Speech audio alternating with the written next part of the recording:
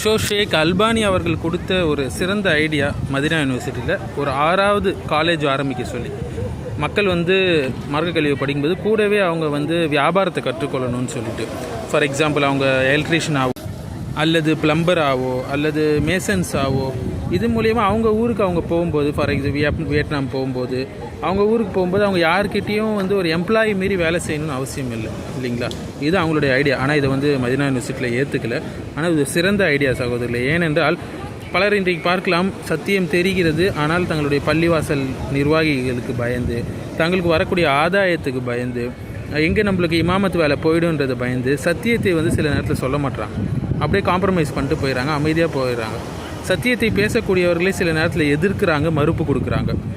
அவங்களுக்கு மறுப்பு கொடுக்கலன்னா இவங்களுக்கு வேலை போயிடும் சொல்லிட்டு சில நிர்வாகிகள் செய்யக்கூடிய தவறான பிதத்தான விஷயங்களுக்கு இவங்க போய் கலந்து கொள்கிறாங்க. அவங்க வீட்டு ஃபேமிலி ஃபங்க்ஷன் சில பிதத்தை தெரிஞ்சும் எங்கே கலந்து கொள்ளலைன்னா நம்மளுக்கு எதாவது ப்ரெஷர் கொடுக்க போகிறாங்க சொல்லிட்டு. ஸோ வந்து தாயிக்கள் ஆலிம்கள் சொந்த காலில் நிற்கணும், தன்னிறைவாக இருக்கணுன்றதுக்காக தொழிற்கல்வியை சேர்த்து கற்றுக் கொடுக்க சொல்லி ஷேக் அல்பானி சொல்கிறாங்க. அவங்களுடைய விசாலமான பார்வை பாருங்கள், அவங்களுடைய பசீரா பாருங்கள்.